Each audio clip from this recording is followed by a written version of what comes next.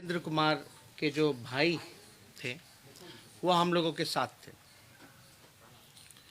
पूरी घटनाक्रम को उन्होंने आप लोगों के सामने रखा और आप लोगों के सामने घटनाक्रम रखने के बाद जो है मंत्री जी के जो भतीजे हैं वो उनके घर पे जाते हैं और उनके घर पे बूढ़े माँ बाप वो रहते हैं, वहाँ उनको धमकी दी गई। हमको सूचना तुरंत अमरेंद्र के भाई ने दिया और हमने वहाँ तात्कालीन ही उस समय वहाँ मुजफ्फरपुर के एसपी से इस घटना का जिक्र किया और सुरक्षा प्रदान करने की मांग की। पिछले प्रेस कॉन्फ्रेंस में भी हमने कहा था कि सुरक्षा दी जाए, कुछ भी हो सकता है। और आप हिम्मत देख सकते हैं कि प्रेस कॉन्फ्रेंस करने के बाद भी उसी वक्त उसके भतीजे मंत्री के वहाँ पहुँचते हैं और धमकाने का काम करते हैं। शुरू के दौर में अगर देखा जाए, जब इल्ज़ाम लग रहा था मंत्री जी पर, तो मंत्री जी ये कहते थे कि मेरा भाई से 10 साल से कोई रिश्ता नहीं है, ना मिलना है और ना ही स्कूल के बारे में। वो जब बात कहते थे तो कहते थे कि स्कूल का जो है एग्रीमेंट हो रखा है। जब पिछली बार हमने प्रेस कॉन्फ्रेंस करके ये बताया, ज़मीन उनके भाई के नाम पे है, स्कूल का नाम उनके पिता के नाम पे है, व्यवस्थापक जो हैं उनके भाई हैं और संस्थापक जो हैं मंत्री जी खुद हैं। वो बोर्ड की पिक्चर भी हमने आप लोगों को दिखाई थी। उस प्रेस कॉन्फ्रेंस के बाद मंत्री जी ने कबूल किया कि हाँ, ज़मीन उन्हीं के भाई की है जो कि बंटवारा हो गया था। उन्होंने ये स्वीकार किया, जो अब तक कहते थे कि स्कूल जो है उनका नहीं है, उनके भाई की नहीं है। उन्होंने स्वीकार किया कि स्कूल जो है उन्हीं की भाई की है। और आप देख सकते हैं कि लगातार मंत्री ने हम सब लोगों को, आपको, बिहार की जनता को गुमराह करने का काम किया।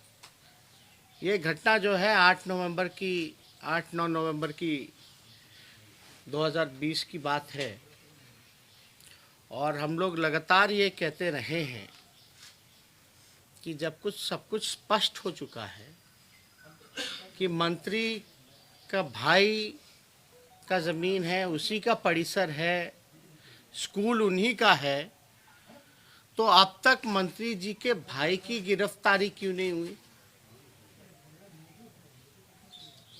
अगर आप को हम दिखाना चाहेंगे, एक पुलिस डायरी हमारे पास है जिसमें कि पूरा रिपोर्ट का जिक्र है। इस पुलिस डायरी में स्पष्ट लिखा है कि परिसर के मालिक जो हैं हंसलाल राय, साफ तौर पे लिखा है। और एक सूचना और देना चाहेंगे, लोग खानदान की बात करते हैं लेकिन हम इतनी ओछी बात और निचले स्तर पे जाकर के ये बातें नहीं करेंगे। आप देखिएगा, एक जानकारी, इनके भाई जो हैं उन पर एफआईआर ही नहीं है, बल्कि मंत्री जी के जो भगिने हैं उन पर भी एफआईआर है। और ये पुलिस डायरी में बाकायदा जो है मेंशन है। उनके भगिने का नाम हुआ संजीत कुमार। साफ तौर पे यहाँ पुलिस डायरी में संजीत कुमार जी का नाम भी जिक्र है, जो कि मंत्री जी के भगिने हैं। इसमें एक और जानकारी हम आप लोगों को देना चाहेंगे, कि जो गाड़ियां बरामद हुई उस परिसर में से पिकअप वैन एक बरामद किया गया। वो पिकअप वैन नंबर जो है हम आप लोगों के समक्ष रखना चाहते हैं। परिसर मालिक हंसलाल राय, पिकअप नंबर BR06119996, मालिक हंसलाल राय। वो जो पिकअप वैन जो बरामद हुआ है उसके मालिक भी जो हैं वो मंत्री जी के भाई हंसलाल राय जी हैं, जो कि साफ तौर पे पुलिस डायरी में लिखा गया है। इसमें ये भी लिखा है, इस पुलिस डायरी में अगर आप जाएं तो अवैध शराब, इस तरह के अवैध शराब का व्यापार करना व खरीद बिक्री करना एक संज्ञेय अपराध है एवं परिषद मालिक हंसलाल राय के परिषद को विविधित सील किया जाता है। ये पुलिस डायरी में, यानी पुलिस कह रही है, हम नहीं कह रहे हैं, पुलिस कह रही है कि इस तरह का अवैध शराब का व्यापार करना, शब्दों पे गौर कीजिएगा, इस तरह का अवैध शराब का व्यापार करना व खरीद बिक्री करना एक संज्ञेय अपराध है। यानी साफ तौर पे जो बातें हम पे कही गई कि हमने आरोप लगाए, तो हमने तो आरोप बिना तथ्यों के लगाए नहीं है। हमारे पास एविडेंस है। अगर कोई चीज़ सदन पर हम रखना चाहते हैं, हम मंत्री जी चाहे कितना भी बयान दे दे कि हमारा खानदान कैसा है, नहीं है, लेकिन मंत्री जी को याद करना चाहिए जब लालू जी की सरकार थी तो उन्हीं के भाई को डीएम ने झापड़ मारा था और गिड़गिड़ाते हुए पूरा परिवार तत्कालीन मुख्यमंत्री लालू जी के पास पहुंचा था। उस समय डीएम का ट्रांसफर भी करना पड़ा था। इनके भाई संलिप्त हैं। पुलिस कह रही है कि शराब की बिक्री कराते हैं, तस्करी कराते हैं। पिकअप वैन जो है इनके भाई का पकड़ाता है, इनके परिसर से पकड़ाता है।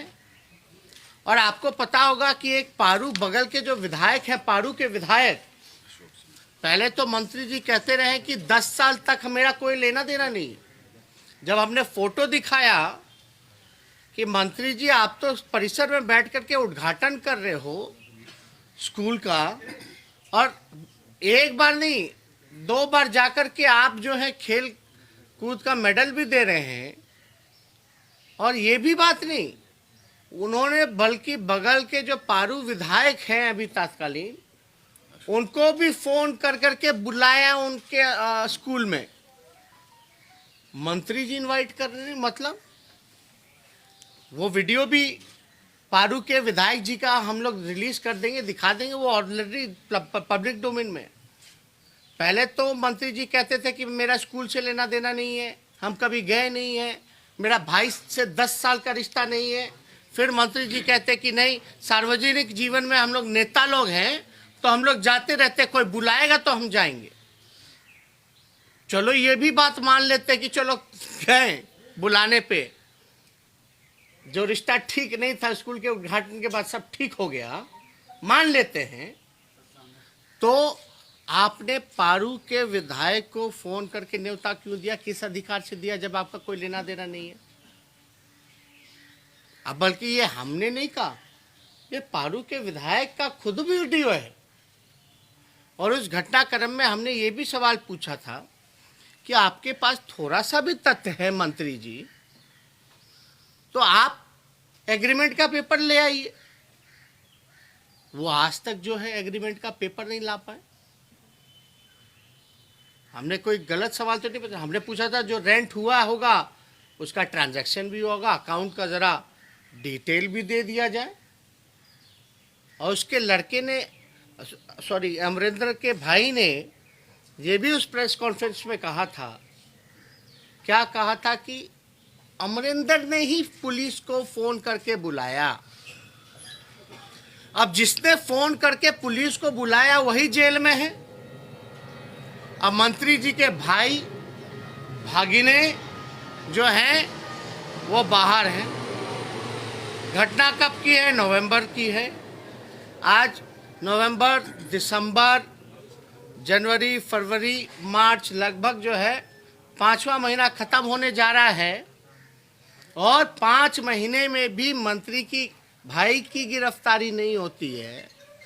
मंत्री जो है खुद और विधायकों को फ़ोन करके बुलाता है शामिल होने स्कूल के उद्घाटन में, या और किसी चीज़ को लेकर के बुलाया होगा स्कूल में। तो हम तो साफ तौर पे एविडेंस रख रहे। हमारे पास जब भी हम बात करते हैं तो बिना तथ्यों के, बिना कोई डॉक्यूमेंट के तो हमने बात नहीं की है, कोई आरोप नहीं लगाया है। लेकिन मंत्री जी ने जितनी बार भी सफाई दी है, एक भी कागज का टुकड़ा दिखाया है? एक भी कागज? केवल और केवल अब भाषण। उनके भाई ने कहा था कि पुलिस को अमरिंदर ने बुलाया तो हमने ये भी मांग की थी, जरा सीडीआर का रिपोर्ट निकालो, कि उसके भाई का भी निकालो, थाने का भी निकालो कि फोन गया था कि नहीं गया था। अब हम मांग करते हैं कि उनके भाई थाने का तो निकालो ही निकालो, साथ में सीडीआर जो है मंत्री के भाई का भी निकालो कि अमरिंदर ने मंत्री को, जिसका परिसर है, उसको सूचना दिया कि नहीं दिया। उसने उसको भी फ़ोन किया लेकिन फ़ोन उठाया नहीं था मंत्री जी के भाई ने। मंत्री जी के भाई का सीडीआर निकाला जाए, और हम तो चाहेंगे कि मंत्री जी का भी फ़ोन का सीडीआर निकाला जाए, पता चल जाएगा भाई से कितना अच्छा रिश्ता है कि नहीं है। तो हमारी मांग पे मुख्यमंत्री खामोश बैठे रहते हैं। आप बताइए, मंत्रिमंडल उनका है, होम डिपार्टमेंट उनका है, और मुख्यमंत्री जो है मुंह में दही जमा करके कल सारा तमाशा देखते रहे। कितनी अशोभनीय घटना, वो भी तब जब गृह डिपार्टमेंट की मांग पे चर्चा चल रही है।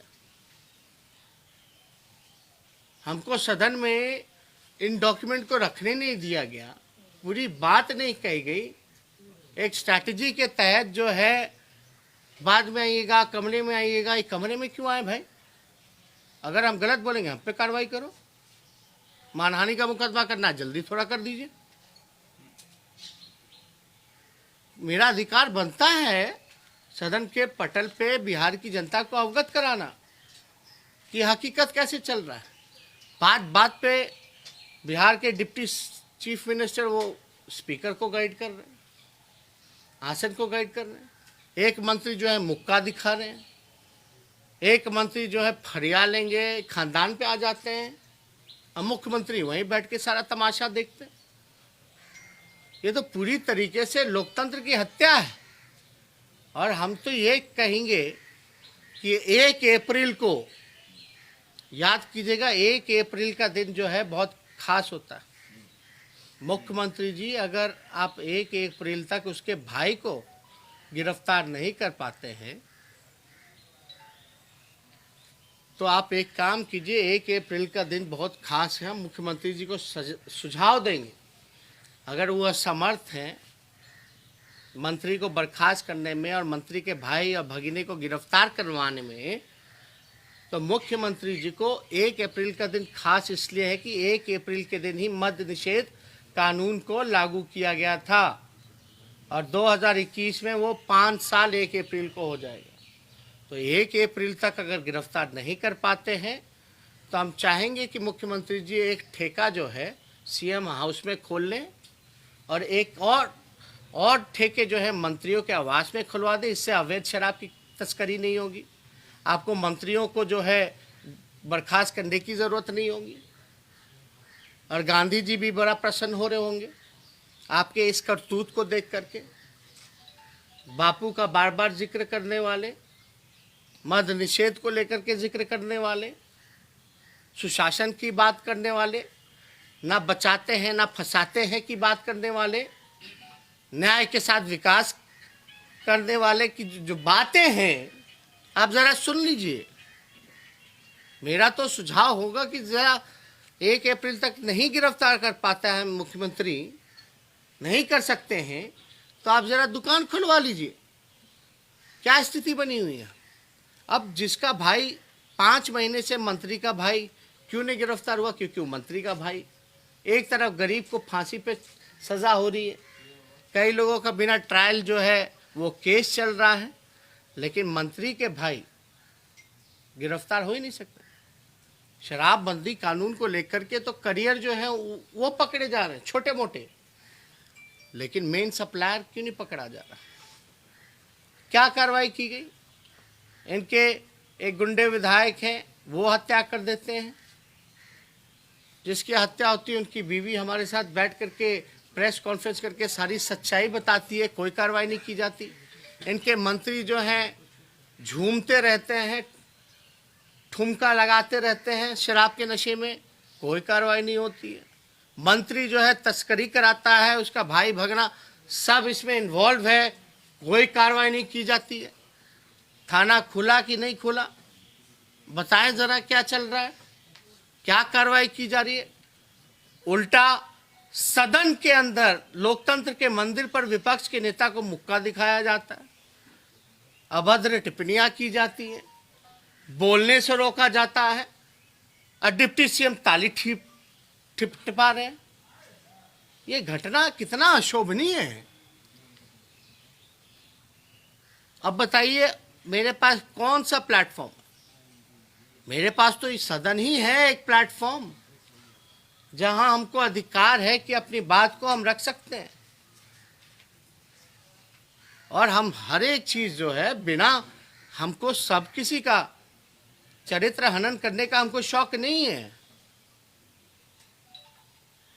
हम बेकार की फालतू बातें नहीं करते, बिना एविडेंस के, बिना तथ्यों के हम किसी पे आरोप नहीं लगाते जब तक हम खुद से देख ना लें। मानहानि का मुकदमा करेंगे, मानहानि का मुकदमा करेंगे, अब तक कर ही नहीं रहे मानहानि का मुकदमा। जरा जल्दी कर दे, हम भी इंतजार में हैं। उसका जवाब देने के लिए हम इच्छुक हैं, लेकिन उससे पहले मुख्यमंत्री क्या कर रहे हैं भाई? ये किस बात के मुख्यमंत्री हैं, किस बात के गृह मंत्री हैं? कहीं कुछ नहीं। इसलिए ये बड़ा शर्मनाक घटना है और एक तरह से सरकार के लोग डिफेंड कर रहे हैं। अद्भुत तो तब ये लगता है कि सरकार के लोग डिफेंड कर रहे हैं। अगर 66% मंत्री दागी हैं तो दागी हैं, जो कि कई सर्वे एजेंसी द्वारा हमको जानकारी मिली, डॉक्यूमेंट द्वारा, उनके एफिडेविट द्वारा जानकारी मिली। जब सदन में हमको कुछ कहने का, सप्लीमेंट्री पूछने का, कोई बात को रखने का, अति महत्वपूर्ण घटना हो गया उसका जिक्र करने का विथ एविडेंस नहीं रख सकते हैं, तो सदन का क्या काम रह गया फिर? इसलिए ये गंभीर मसला है। हम फिर से अपील करेंगे कि मंत्री जी अगर हमारी बातों को सुन रहे हो तो थोड़ा प्रोड्यूस कीजिए डॉक्यूमेंट, रेंट का एग्रीमेंट, ट्रांजैक्शन हुआ होगा एग्रीमेंट के तहत जिस अकाउंट में, वो भी प्रोड्यूस कर दें, पब्लिक डोमेन में डाल दें, पता चल जाएगा। और आपका लेना देना नहीं है तो हम मुख्यमंत्री से पूछना चाहते हैं, इनके पुलिस डायरी में सब कुछ है, पुलिस ही कह रही है कि अवैध है तस्करी करना, पिकअप वैन उनका है, परिसर उनका है, तो मुख्यमंत्री बैठे क्यों, उनके भाई को गिरफ्तार क्यों नहीं कर रहे? भाई मुख्यमंत्री क्या कर रहे हैं, उनके भगिनी को गिरफ्तार क्यों नहीं कर रहे? अब इतना एविडेंस आने के बाद भी हम उम्मीद करते हैं कि मुख्यमंत्री जो है कुछ कार्रवाई करेंगे, नहीं तो 1 अप्रैल को सीएम हाउस में एक दारू का ठेका खोल लेंगे जिससे मंत्रियों को बचाया जा सके। और तो कोई उपाय है नहीं।